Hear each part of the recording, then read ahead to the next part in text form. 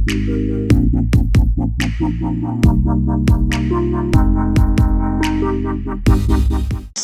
I rise to support the amendment to the motion of thanks. Sir, over and above that, this is the shortest duration of the budget assembly session, and as members, we are now being restricted with the allotment of time, which I feel is very less for us to give suggestion to the government on various issues. I have to be fair to each and every member, so kindly stick to the allotted time to you. Yes, sir, but I think I need to express that also. Sir, I can say that this address has given a miss on the number of issues. There was no mention about the commitment on the part of the government on good governance. No mention was also made about the inclusion of Khasi and Garo languages in the age scheduled. And there also no mention to deal with the influx, with the problem of influx anymore, sir. Sir, when it comes to the Home and Political Department, the governor had claimed that safety and security of citizens are necessary for the development of the state. But I beg to differ on this issue, sir.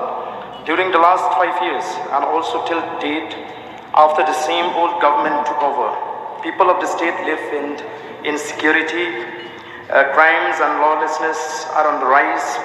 Almost every day, there was murder, theft, robbery, burglary, and other crimes.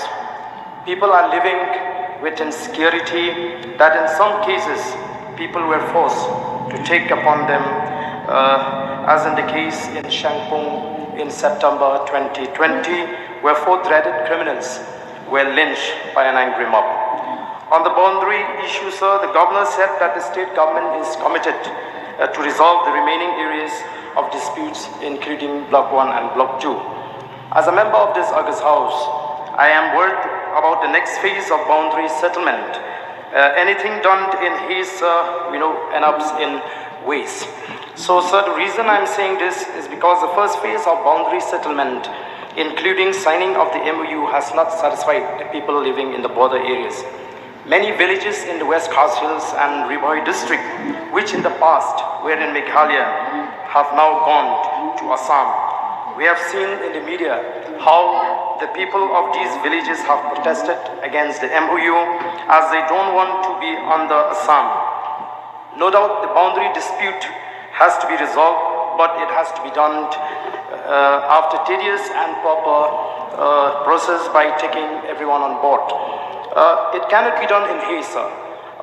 In the name of boundary settlement, we cannot afford to give away our precious land to Assam.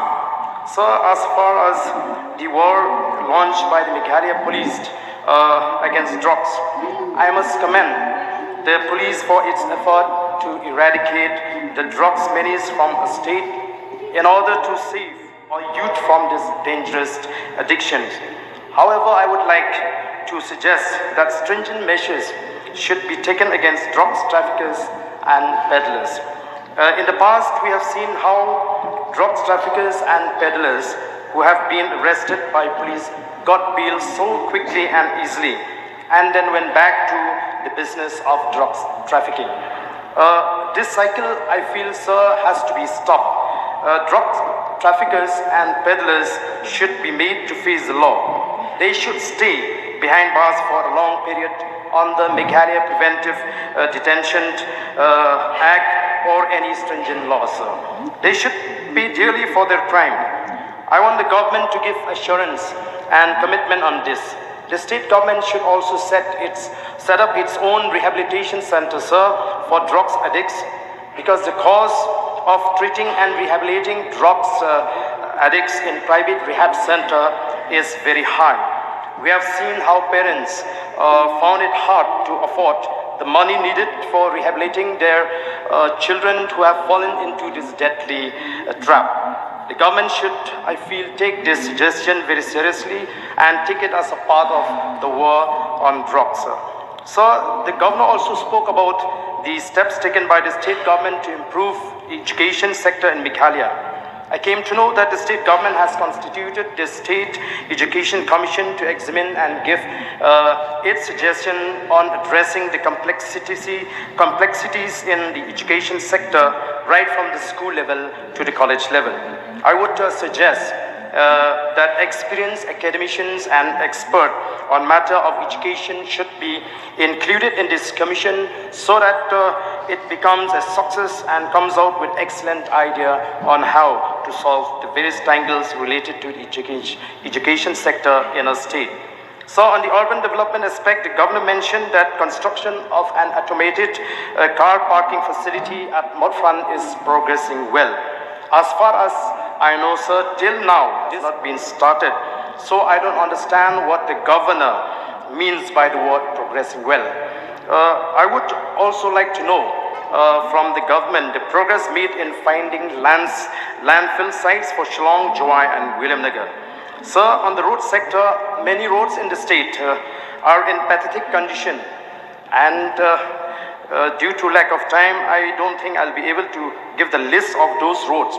But we can take, for instance, the Shillong-Sora road, sir. The money of around 12 crore has been sanctioned for repair of this road, but the repair in some portion has been poorly done, sir.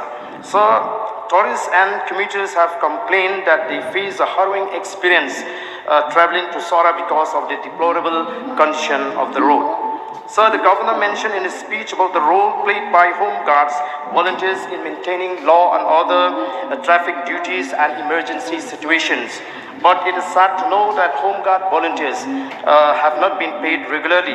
There were occasions in the past that they had to agitate to get their dues. The government should look into this matter also, sir, seriously. So as far as commerce and industries are concerned, the government has failed to protect the interests of its own public sector undertaking, such as Mamluk Shera Cement Limited, and even the MECL also is on the verge of collapse if the government is not taking seriously. Nothing much is known about the intention of the government, sir, on the cement factory, which is the rice bowl of the people of Sora. The employees are not getting the salaries regularly, and there are indications that the salary may stop at any moment. The government said that it has difficulty to invest an amount of rupees 190 crore to revive the MCCL, sir. If the government can spend 200 crore for setting up a mall at MTC building in Kandailat, sir, what prevents the government from investing rupees 190 crore for reviving the MCCL at Sora? So we cannot afford to give away the MCCL to any private entity in the name of a joint venture, sir. So, on the information and public relation, I would like the state government to make this department a major department as it deals with all publicity works of the government. I would also request the government to start implementing the journalist pension schemes which has been announced in the past. Journalists of our states deserve a better deal of their contributions toward the welfare and development of the state and fighting for the rights of the people.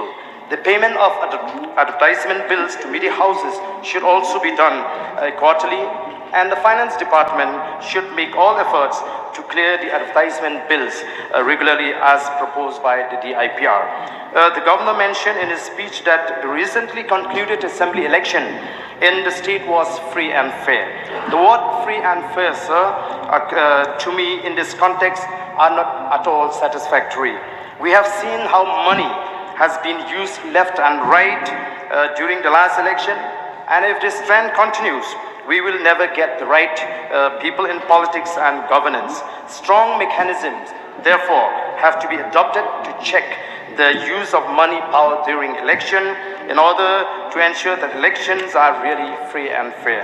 So, because due to the paucity of time, I don't want to touch on some other issues, but I'm sure that the Honorable Chief Minister will consider the points raised by me in this debate on the Governor's address. With these few words, I resume my seat. Thank you,